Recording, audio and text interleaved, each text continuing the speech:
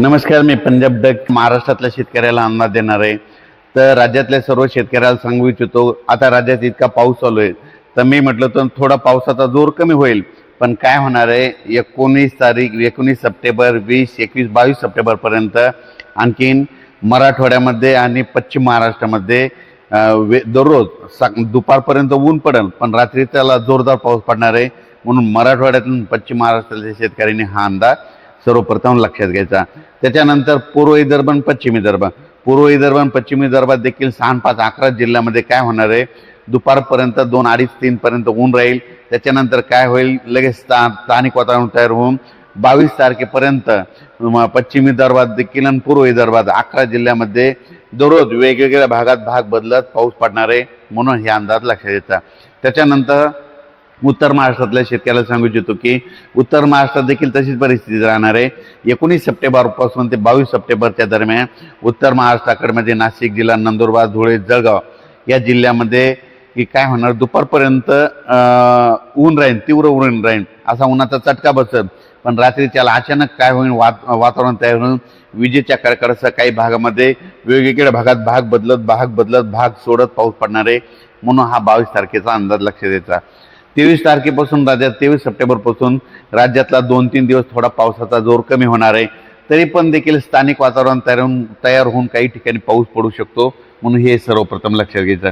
पण आता तुम्हाला एक सांगू इच्छितो, आता हे झालं 23, 24, 25, 26ला थोडं विश्रांती घेईल, म्हणजे थोडाफारच कमी होणार आहे. पण नंतर राज्यात पाऊस काय पडणार आहे, तर संपूर्ण राज्यातल्या महाराष्ट्रातल्या शेतकऱ्याला सांगू इच्छितो की म्हणजे सप्टेंबरच्या, मी म्हटलं होतं ना, खूप दिवसापासून सांगतो ना, दरवर्षी 20 सप्टेंबरला काय होतंय, एक बंगालच्या खाडीमध्ये एक चक्रीवादळ तयार होतं. ते चक्रीवादळाचं रूपांतर झाल्याच्यानंतर ते चक्रीवादळ काय होतं, मद्रास, चेन्नईहून काय होतं, हैदराबादतून धर्माबादून मराठवाड्याकडून इकडं उत्तर महाराष्ट्राकडं दरवर्षीचाच असं ठरलेलं आहे. भविष्यात देखील काय करायचं, पाऊस जरी नाही पडला तर आपण म्हणायचं 20 सप्टेंबरला एक चक्रीवादळ होणार आहे आणि सप्टेंबरच्या शेवटच्या आठवड्यात पाऊस येणार आहे. हे वर्षानुवर्षीची तारीख तुम्ही कायमची लिहून घ्या. म्हणजे दरवर्षी 26-27 म्हणजे सप्टेंबरच्या शेवटच्या आठवड्यात पाऊस येतो. म्हणून हे लक्षात यायचं. पण तुम्हाला एक सांगू इच्छितो, सप्टेंबरच्या शेवटच्या आठवड्यात आता राज्यामध्ये काही ठिकाणी अतिमुसळधार, कुठं मुसळधार, कुठं रिमझिम, कुठं अतिवृष्टी होईल, कुठं ढगफुटी सदस्य पाऊस पडणार आहे. म्हणून हा अंदाज लक्षात यायचा. मग सांगायचं झालं तर सप्टेंबरमध्ये 27 तारखेला तो पाऊस काय होणार आहे, म्हणजे पूर्वेकडून येणार आहे. म्हणजे पूर्वेकडून येत असल्यामुळं, आग्नेय दिशेकडून येत असल्यामुळं जास्त पाऊस नांदेड जिल्हा, यवतमाळ जिल्हा, चंद्रपूर जिल्हा, हिंगोली जिल्हा, परभणी जिल्हा, वाशिम जिल्हा, जालना जिल्हा, बीड जिल्हा, लातूर जिल्हा, संभाजीनगर, अहिल्यानगर, सोलापूर, त्याच्यानंतर पुणे, कुडाळ, सातारा, सांगली, सोलापूर, कोल्हापूर, पुणे, इगतपुरी, मुंबई ह्या पट्ट्यांना असा जाईल. त्याच्यामुळे ह्या पट्ट्यामध्ये जरा जास्त पाऊस पडणार आहे. म्हणजे 27 ते 30 तारखेपर्यंत, म्हणजे 27, 28, 29, 30 राज्यात परत एकदा मोठा पाऊस येणार आहे. म्हणून जे धरण क्षेत्रातील जे नदीकाठचे शेतकरी त्यांनी काय करायचं, म्हणजे 27 ते 30च्या दरम्यान तुम्ही तुमचे जनावरं असेल, तुमची पाईपलाईन असेल, तुम्ही काय करायचं, तयारी ठेवायची. पाईपलाईन असेल तर काढून बाजूला आणून ठेवायची. जनावरे त्या 8 दिवस म्हणजे 30 तारखेपर्यंत नदीच्या बाजूला बांधू नका. असं केल्याच्यानंतर तुमची जीवितहानी होणार नाही. पण राज्यात सांगायचं झालं तर तो पाऊस ह्या जिल्ह्यातच नाही, तर म्हणजे राज्यामध्ये सगळी पूर्व विदर्भ 6, 5, 11 जिल्हे, त्याच्यामध्ये जिल्हे आहेत. आपण काय करू, जिल्ह्यावाईज सांगतो. तर काय करू, सुरुवातीला आपण काय करू, नांदेड जिल्ह्याकडून घेऊ. सुरुवातीला नांदेड यवतमाळ जिल्ह्याकडे पाऊस सुरू होणार आहे. नांदेड यवतमाळ जिल्ह्याकडे बी देखील काही भागामध्ये असा जोरदार पाऊस होईल, ते म्हणजे शेवटच्या आठवड्याचा काही ठिकाणी अतिवृष्टी होईल. नांदेड जिल्ह्यात बी तसंच होईल, यवतमाळ जिल्ह्यात देखील तसं होईल. चंद्रपूर देखील तसंच होणार आहे. चंद्रपूर देखील जिल्ह्यामध्ये काही ठिकाणी अतिमुसळधार होईल, कुठं मुसळधार होईल, कुठं रिमझिम होईल. नागपूर जिल्ह्यात बी तसंच होईल. काही जिल्ह्यात अतिवृष्टी होईल, कुठं मुसळधार, कुठं रिमझिम. त्याच्यानंतर अमरावती जिल्हा, वर्धा जिल्हा आणि भंडारा जिल्हा ह्या तिन्ही जिल्ह्यात बी काही भागात जास्त, काय कुठं रिमझिम, कुठं अतिमुसळधार, कुठं ढगफुटी सदस्य. त्याच्यानंतर काय होईल की अमरावती नंतर अकोला जिल्हा, बुलढाणा जिल्हा, वाशिम जिल्हा ह्या 3 जिल्ह्यामध्ये देखील म्हणजे 27 ते 30च्या दरम्यान, म्हणजे त्या 3 दिवसामध्ये की काही ठिकाणी मुसळधार, कुठं अतिमुसळधार पाऊस होईल. त्याच्यानंतर जळगाव जिल्हा, जालना जिल्हा, परभणी जिल्हा, लातूर जिल्हा, ह्या पट्ट्यामध्ये देखील 27 ते 30 दरम्यान काही ठिकाणी अतिमुसळधार होईल, कुठं मुसळधार होईल आणि कुठं रिमझिम होईल. म्हणजे कुठं वड्याला पाणी येईल, पण पाऊस एक येणार म्हणजे येणार.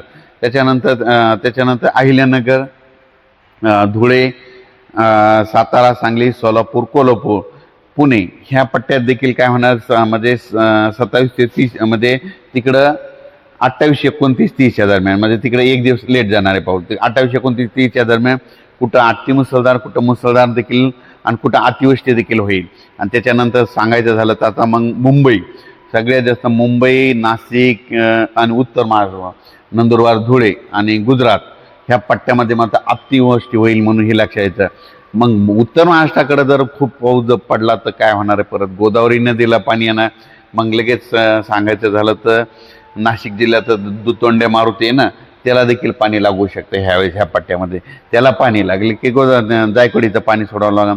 धरण क्षेत्रातल्या माझ्या सगळ्या अभियंत्यांना एक विनंती आहे की तुम्ही काय करा, 27 ते 31च्या दरम्यान तुम्ही काय करायचं, जरा थोडं सतर्क करा. कारण की राज्यामध्ये काय होणार आहे, सप्टेंबरच्या शेवटच्या आठवड्यात मात्र खूप मोठा पाऊस पडणार आहे, म्हणून हे अंदाज लक्षात यायचं. जवळपास महाराष्ट्रातले सगळे जे धरण आहेत त्यांना एक सांगू इच्छितो की तुम्ही काय करा, थोडा 8 दिवस जरा सतर्क करा. कारण की एवढा 8 म्हणजे 30 तारखेपर्यंत जरा महाराष्ट्रामध्ये जरा पावसाचं सावट आहे, त्याच्यामुळे जरा सतर्क करावे. नंतर जर एखाद्या दिवस अचानक वातावरण बदल झाला तर लगेच मी तुम्हाला लगेच दुसरा उद्याच्याला एक मेसेज दिला जाईल. पण तरी बी माझं म्हणणं आहे की शेवट म्हणजे या सप्टेंबरच्या शेवटच्या आठवड्यात एक चांगला मोठा पाऊस येणार आहे, म्हणून हे सगळं महाराष्ट्रातल्या शेतकऱ्याला सांगतो. 1, 2, 3 ऑक्टोबरच्या नंतर थोडी फार विश्रांती घेईन, पण तरी पण काय होईल, थोडा पाऊस सुरूच राहील. पण 10, 11,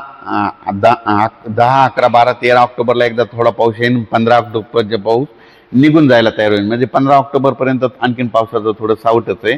म्हणजे पुन्हा आता पाऊस जाण्याच्या तयारीत आहे. राज्यातल्या शेतकऱ्याला सांगू इच्छितो की तर काही भागात जास्त पाऊस पडणार आहे, तर त्या जिल्ह्याची नावं सांगतो. एक नांदेड जिल्ह्यामध्ये काही भागात सर्वदूर नाही, पण काही भागात जोराचा पाऊस, अतिवृष्टी होईल. त्याच्यानंतर हिंगोली जिल्ह्यात देखील होईल, परभणी जिल्ह्यात देखील काही भागात होईल, जालना जिल्ह्यात देखील होईल, त्याच्यानंतर बीड जिल्ह्यात देखील होईल, लातूर जिल्ह्यात देखील आहे, सोलापूर जिल्ह्यात देखील होईल. जे वंचित भाग आहे अहिल्यानगरला देखील होईल. त्याच्यानंतर पुणे देखील आहे आणि नाशिक जिल्हा एक आहे. आणि त्याच्यानंतर ह्या पट्ट्यामध्ये जरा जास्त पाऊस पडणार आहे, म्हणून हे लक्षात येतं. म्हणजे सांगायचं झालं तर त्याच्यानंतर जे अहिल्यानगर जो आहे, तर अहिल्यानगरमध्ये जे काही जे वंचित भाग आहे तिथं मात्र आता ह्या वेळेसमध्ये त्यांना झोडपून काढणार आणि संपूर्ण आतापर्यंत 4 महिन्याची सरासरी ह्या शेवटच्या पावसात भरून काढणार आहे. म्हणून अहिल्यानगर, बीड जिल्ह्यातल्या शेतकऱ्यांना लक्षात येते.